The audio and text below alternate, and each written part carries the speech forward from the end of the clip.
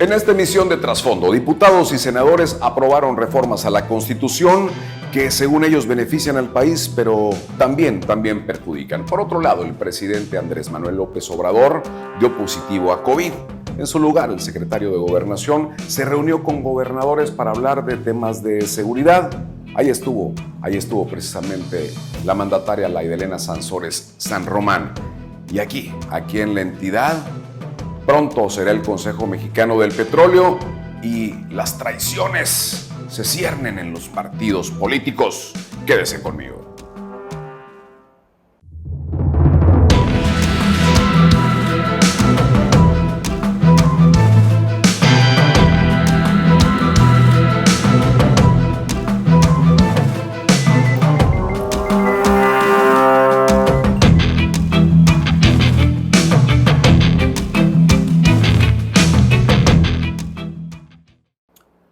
La madrugada del pasado 26 de abril, diputados federales dieron el famoso albazo, el mañanazo, cuando aprobaron reformas a la Constitución, entre las que desaparecieron el INSABI y también discutían la desaparición de uno de los institutos más importantes que tiene el país, o que más bien tenía, y que servía para darnos a conocer absolutamente todos los temas que generalmente están en lo oscurito. Me refiero al Instituto Nacional de Acceso a la Información, el INAI, entre otros temas de gran relevancia nacional.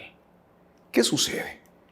Según analistas, el hecho de desaparecer el INSABI fue una manera de que el gobierno federal reconociera que de nada sirvió este Instituto de Salud para el Bienestar, que en su momento había acabado con el Seguro Popular porque, según la actual administración, estaba bañada en corrupción. Pero tampoco funcionó el INSABI. Y ahora este INSABI, que ha desaparecido, pasará a manos del IMSS Bienestar, el Instituto Mexicano del Seguro Social, que con trabajo tiene medicamentos, que está prácticamente en la quiebra, en la obsolescencia. Se tendrá que hacer cargo de más usuarios, cuando antes el Seguro Popular lo hacía de diferente forma.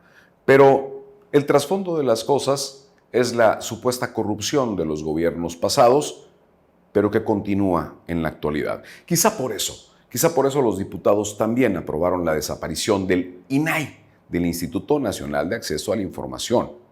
Porque es precisamente este INAI el que se había encargado de dar a conocer lo que ocurría en Segalmex. ¿Se acuerda que aquí se lo platiqué hace unos programas en Trasfondo?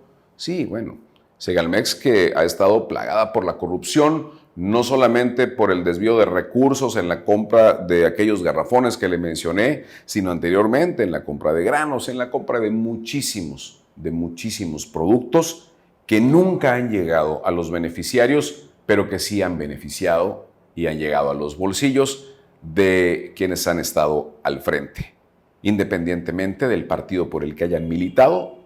Es lo que ocurre ahora en México. Pero lejos de los diputados federales, esto tenía que pasar al Senado. Y en el Senado de la República, de pronto lo que le llaman oposición, que usted y yo seguramente no conocemos, vaya, el PRI, el PAN, Movimiento Ciudadano y el PRD o lo que queda de él, impidieron la sesión. Fueron precisamente los panistas quienes tomaron el templete para que no se llevara a cabo la sesión. De nada les sirvió. El presidente Andrés Manuel López Obrador, el secretario de Gobernación Adán Augusto López Hernández se reunieron con los senadores que en obscuro y en un lugar contiguo llevaron a cabo la sesión anticonstitucional y sepultaron al INSABI. Ojo, porque el hecho de que se hayan reunido en un lugar aparte a la Cámara de Senadores no quiere decir que aunque hayan aprobado por mayoría y aunque hayan tenido esta oportunidad los diputados o los senadores de Morena en su caso, tengan la razón.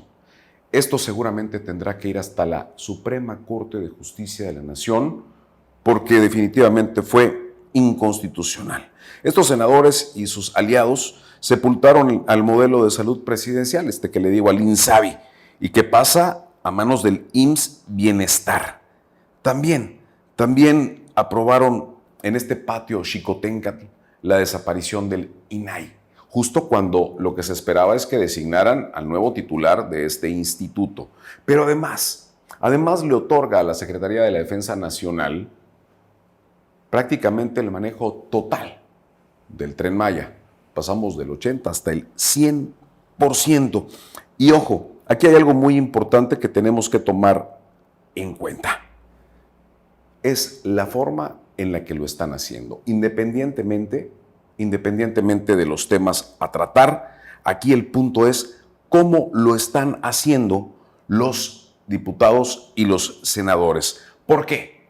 Porque estamos prácticamente a la vuelta de la esquina de una elección presidencial, en donde también se renuevan las cámaras, la de senadores, la de diputados, y habrá elecciones también estatales. Estas 20 reformas fueron aprobadas en 5 horas. Y las más importantes son las que le digo, pero también está la ley minera. Esta ley minera que pretende que el gobierno reciba más dinero. Pero le voy a decir cuál es la mejor, y es la de risa. Y seguramente usted estará de acuerdo conmigo. Yo entiendo que la juventud tiene muchos derechos, muchísimos, pero aprobar que a partir de los 18 años de edad tengamos representantes populares en las cámaras, o que a los 25 años de edad ya puedan ser funcionarios de primer nivel. Esto creo que carece de muchísimo análisis y tiene un trasfondo mayor. En primera, creo que aprobar que los chavillos de 18 años, no estoy en contra de ninguno de ellos, al contrario, tienen mi admiración y mi respeto, muchos de ellos. Aprobar esto es para beneficiar a algunos familiares y amigos. Es el comentario general. Que haya alguien de 25 años al frente de una secretaría. Si cuando tienen 35, 40 años, todavía no hay la madurez suficiente y nos han dado en la torre, no me imagino a un joven de 18 años que apenas está saliendo de la preparatoria, sin estudios o sin los estudios correspondientes, aprobando una ley que desconocen de la Constitución, que ignoran lo que sucede a nivel mundial, sobre todo ahora que prefieren ver un TikTok de alguien mostrando sus hermosos encantos a instruirse un poco, que ya no saben qué es un libro y que les da mucha hueva leer, porque esa es la respuesta. No mames, qué hueva leer, cabrón. Para eso me chuto un TikTok con la Carelli o con alguna de las otras que están buenonas. ¿Y a dónde vamos a ir? ¿A qué país vamos a llegar con este tipo de decisiones? Estas ideas que se convierten en idioteces definitivamente no nos están funcionando a los mexicanos.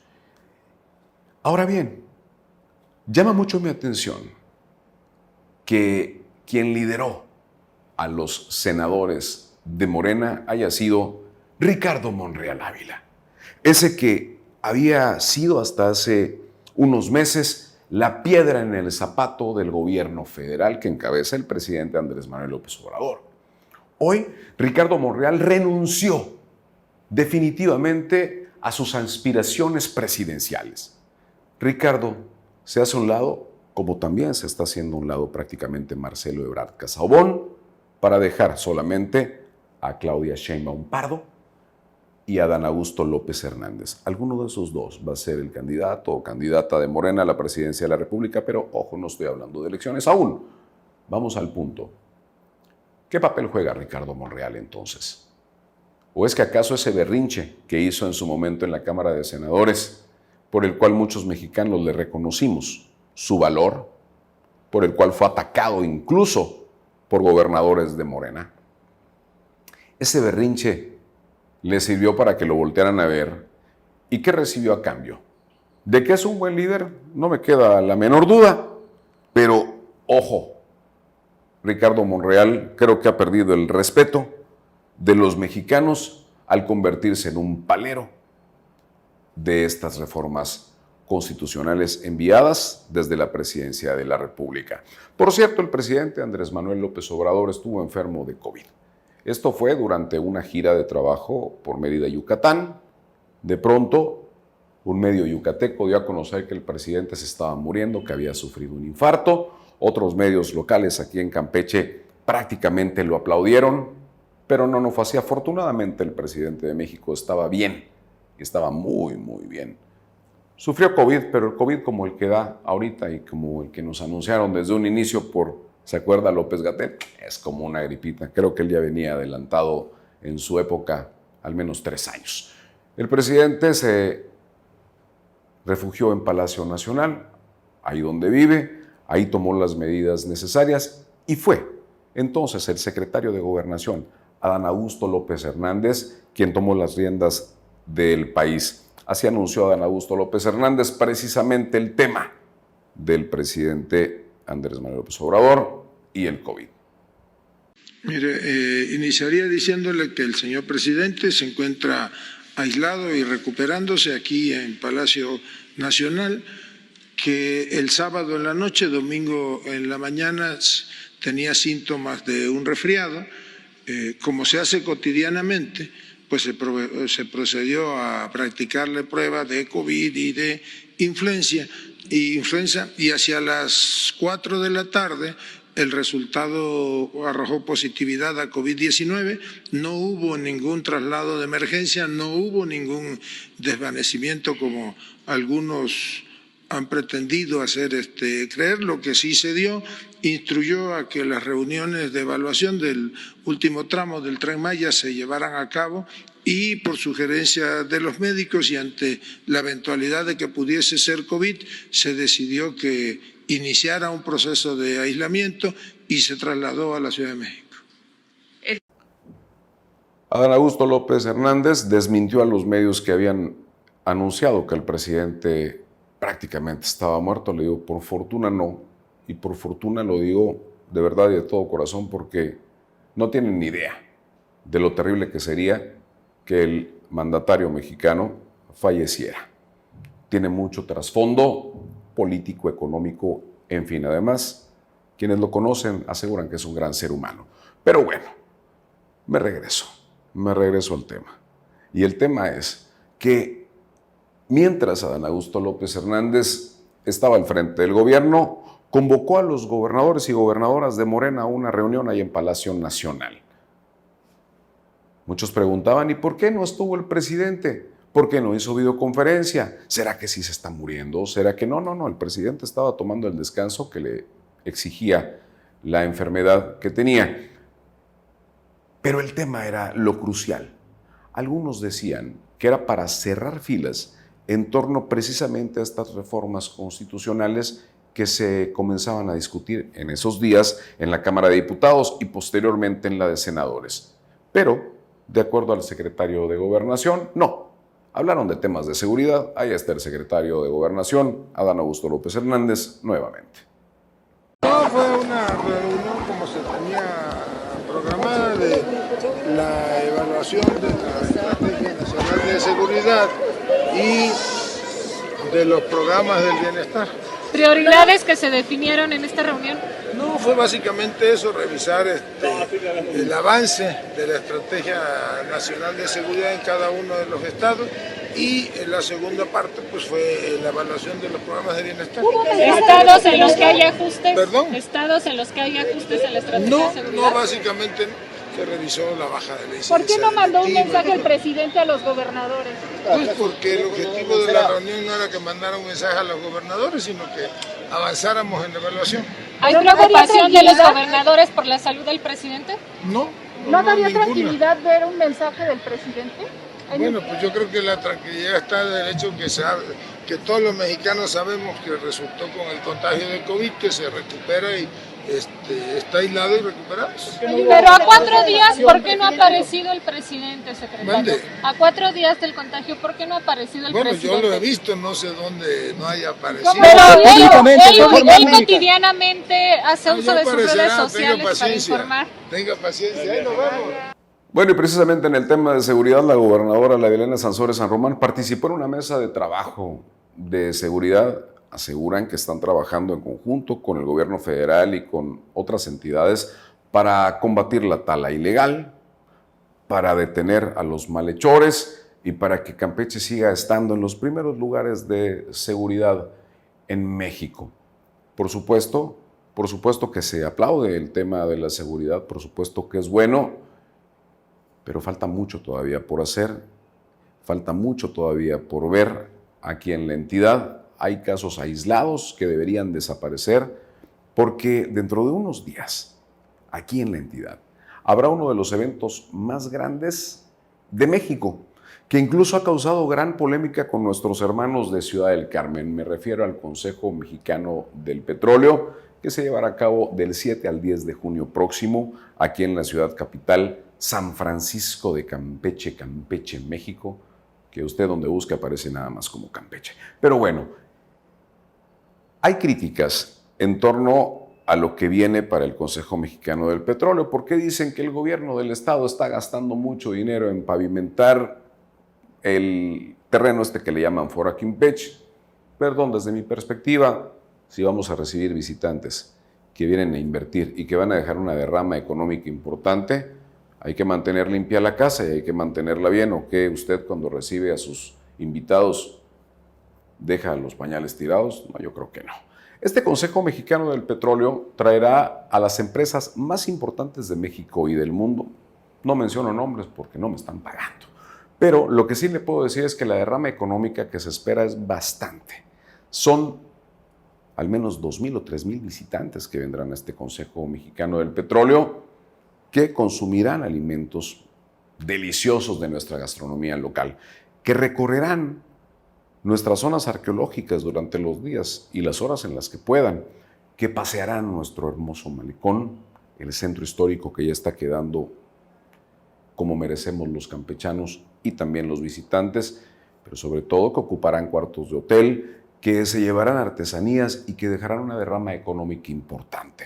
Además, que es muy probable que de ahí salgan acuerdos maravillosos en el tema energético, y recordemos que Campeche, y por supuesto Ciudad del Carmen, es la capital petrolera del país. De ahí ha salido el dinero para mantener esta hermosa nación. Ojalá que en este Consejo Mexicano del Petróleo, y sé que lo hará, la gobernadora Lavilena Sansores San Román exija al gobierno federal, sobre todo a Pemex, que cumpla con los ofrecimientos de tantos años de darle más recursos a nuestro hermoso estado. Es increíble que siendo el principal productor de petróleo y principal aportador de recursos para Pemex en el país, a Campeche nunca le han hecho justicia.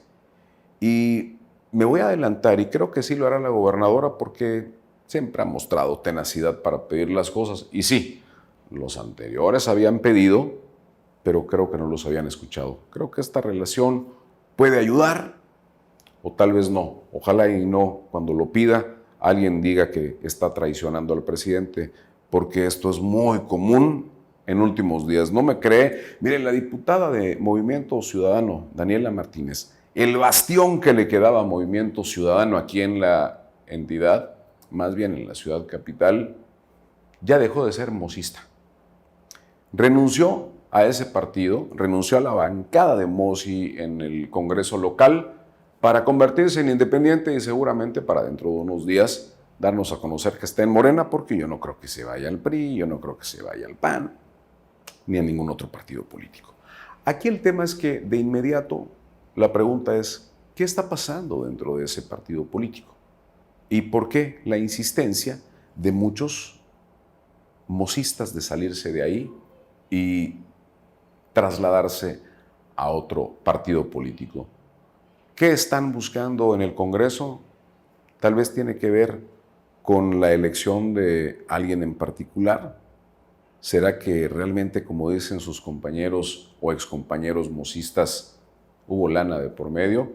Hasta el momento, Daniela Martínez, como los políticos, se mantienen callados. ¿Y sabe qué? Las traiciones apenas comienzan, porque como le dije al inicio y le repito, estamos a la vuelta de la esquina de una elección muy importante que podría cambiar o bien reafirmar el rumbo del país. Nos vemos la próxima semana.